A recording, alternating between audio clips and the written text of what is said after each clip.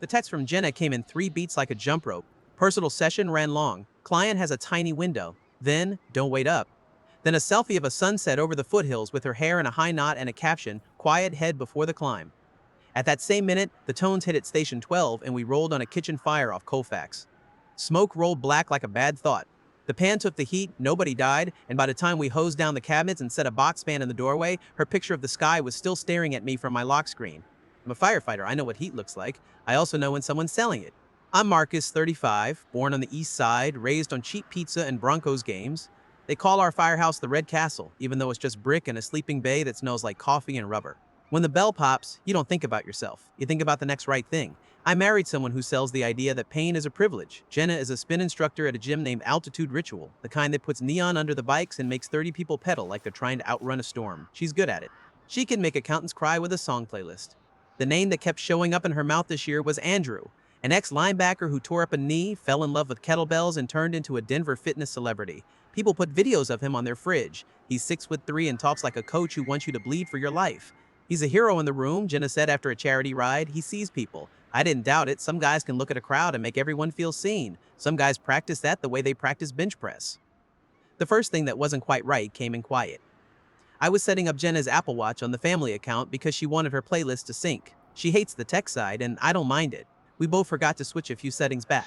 Later, at the station, I checked my messages and watched her rings bloom across my screen like a little firework. Then I saw a spike that didn't make sense. Heart rate at 2:11 a.m., hitting a high like she'd sprinted a mile in sand. The calendar on our fridge had meditation before ascent, 5 a.m. written on Sunday, 5 a.m. written on Sunday. This was 3 hours earlier in the dark, maybe a nightmare, maybe a storm, maybe a body saying what it doesn't say out loud. On Saturday mornings, she started asking me not to come to her high-altitude camps. You'll be bored, she said, smoothing lotion into her calves. It's coaching nuance, breath work. You'll sit there and want to fix the grill. She said Hidalgo Park, like the words tasted good. Hidalgo is a little green pocket where the city gives up and the foothills begin. She said they were renting a base cabin near there for weekends only to detox at elevation. It sounded like an Instagram post put on legs. It also sounded like something I would do if you told me there was a fire in it. I knew better than to snoop. I also knew better than to ignore a feeling when it pushes like a thumb in your sternum. The day I saw the expensive shoes, I told myself stories about luck. A new pair of limited edition trainers in a box on the bench by our bed. A second pair 2 weeks later, this time the kind that looked like they were designed by a rocket factory. Sponsor price, she said, laughing, brushing hair off her face with a back-of-the-hand move I love. Andrew's brand. He can get half off. A week after that, 2 new sets of leggings rolled tight like diplomas, one with a small gold logo I recognized from a billboard near the gym. Big month, I said, kept it light. Sponsors love content, she said. Content loves movement. Do sponsors love receipts? I asked. I meant it as a joke. It dropped between us like a tool bag. She kissed my cheek and said, don't be a dad about this. Then she grabbed her tote and left me with cereal bowls in the sink. On my next Sunday 24-hour, she swung by the station with our daughter, Emmy, and a green smoothie. Hey, hero, she said, dropping the smoothie on the stainless counter like a prize. Emmy ran to the pole and tried to hug it like a treat. Jenna rubbed my shoulders and said, I'm dropping her with you for the afternoon, okay? It's a recovery day, but Andrew wants a tiny check-in for him. You're dropping her during my shift? I asked. You know this is my 68th weekend. You're light today, she said. I checked your calls. Don't be mad. I wanted to be mad. I didn't have time. Engine 12 rolled on a gas leak in the very next breath, and I handed Emmy my backup headphones and said, sit with Auntie Reese, beamed, and looked over my shoulder while we ran to the truck. When we came back, Jenna was gone. Reese, our engineer, had Emmy drawing a firehouse with crayons. She looked up at me like you look up the ladder of a building on fire. She's fine, Reese said. Go text her, girl. I didn't text. I went to the locker room and sat on a bench that has held 1,000 backs. I opened Venmo because I was paying a guy for used workout plates and saw a string of payments to me from Andrew F. The notes said recovery fuel and altitude nutrition. The dates lined up with the weekends Jenna went up the mountain. It wasn't a ton of money, 80 here, 100 there. Jenna had told me earlier that month to pull cash for camp meals because the local vendors don't do cards. It was the kind of lie that wears a soft sweater. It feels harmless until you realize it is a lie. I cashed those transfers and handed her the envelopes each time because I was trying to be a good teammate. Now I was looking at those notes and tasting metal. Guys like me get told to calm down a lot. We're overreacting. We live on adrenaline.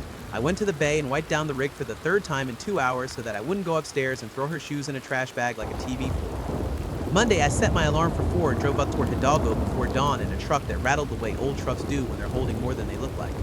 cabin Andrew had rented wasn't hard to find if you know how delivery drivers think. Two Teslas, a Subaru, and a black truck sat out front.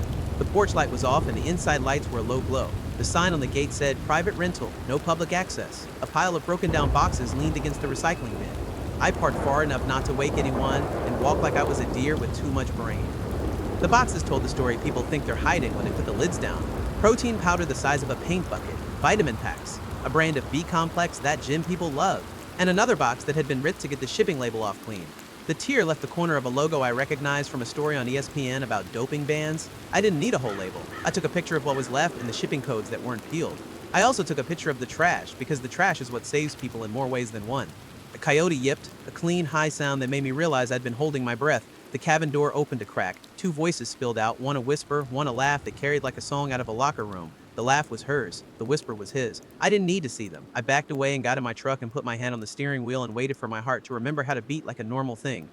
When I got home, Emmy was still asleep, sprawled sideways the way kids do when their bodies trust the bed. I made coffee and watched the thin line of sun over the houses on our block and thought about the thin lines we lay down between people. I didn't want to be reckless. I didn't want to be right either. The rumor didn't come from the gym. It came from the kind of person who loves a person who loves a gym. The owner's wife, Tasha, ran the front desk sometimes.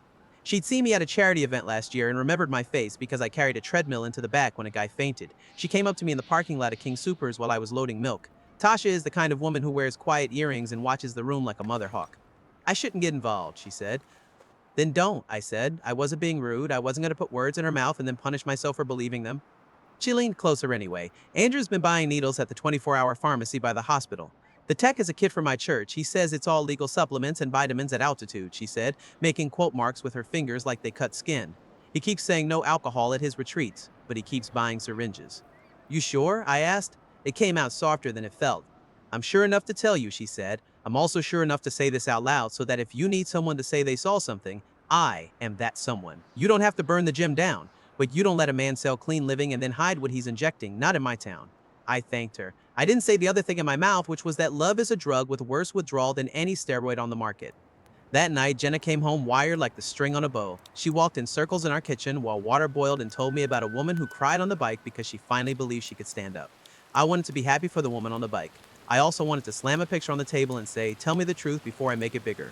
Instead, I put pesto on the pasta and poured a small glass of wine and said, "He must be a heck of a coach." "He sees what people hide," she said. She meant it like a compliment to the universe. It felt like someone had drawn a chalk outline around my chair. "Does he see you?" I asked. She looked at me like I dropped a tool. "What does that mean?" "It means when a man is your hero in a room, who are you when you walk out?" Her shoulders went up, her jaw set. "Don't do this," she said. "Don't make your fear my sin."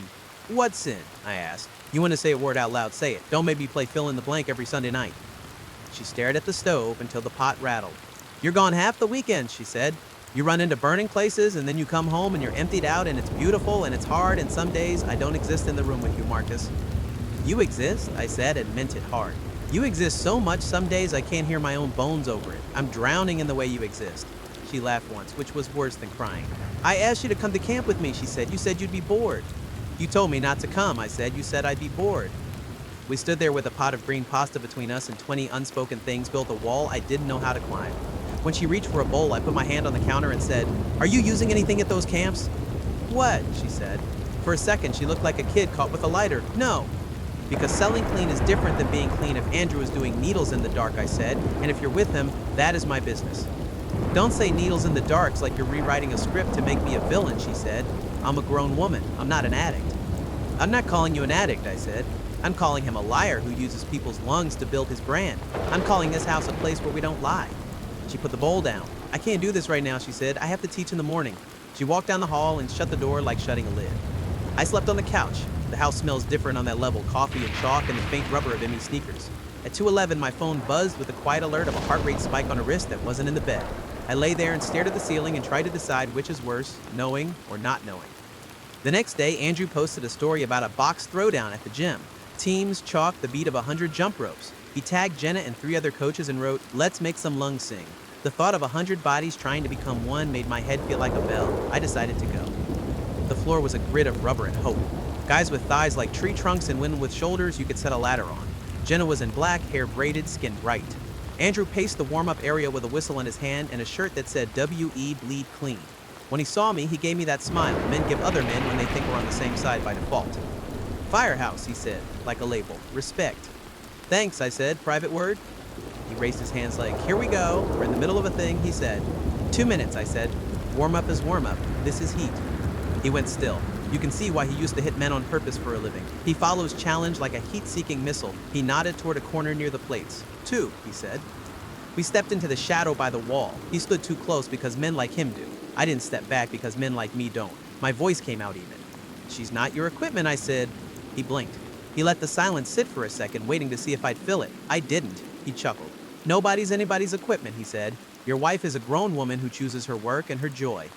You run retreats in a rental cabin you don't report, I said. You tell people it's clean and then you do injections in the bathroom at 1 a.m. so that nobody sees. You pay my Venmo for nutrition so I can withdraw cash and hand it to the person you say you're coaching. You sell elevation like a sacrament and hide the syringe in the hymnal. His eyes flicked left, then back. He stepped closer and dropped his voice. Careful, he said. I am careful, I said. I pulled the small stack of papers from a manila envelope I had under my arm. Pictures of the rip box, the shipping code, time stamps, a printout of the Venmo notes, a screen clip of Jenna's heart rate with the spike circled. I didn't have to show him all of it. I put it on the chalk table like a dealer showing a straight. I didn't slam it. I let it sit. This is my last quiet conversation, I said. No threats, no scenes, no cops. You stay away from my house, my kid, and my wife. She can make her choices. I make mine. I'm filing for separation. I'll do joint custody with safety built in. I won't let your brand get on my living room floor.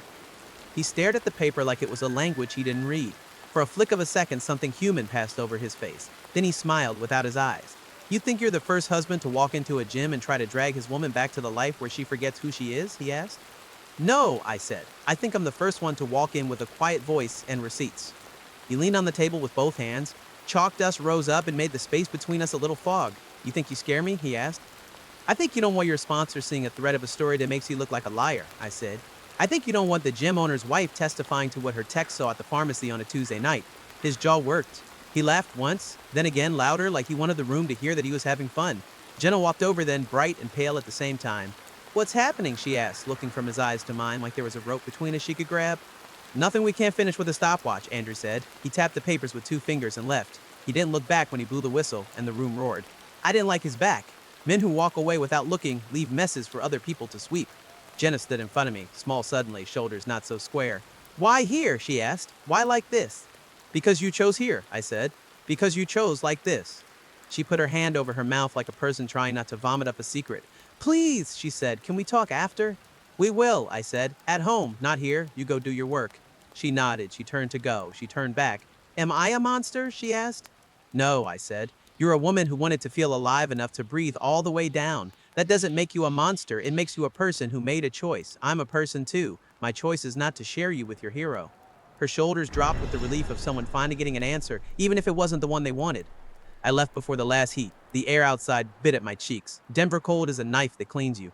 I sat in my truck and let the heater grind. I didn't cry. I didn't yell. I put my head back and told the roof I was tired like a prayer. Then I went to the house and took the laundry out and folded socks like the act of making an order could mean something.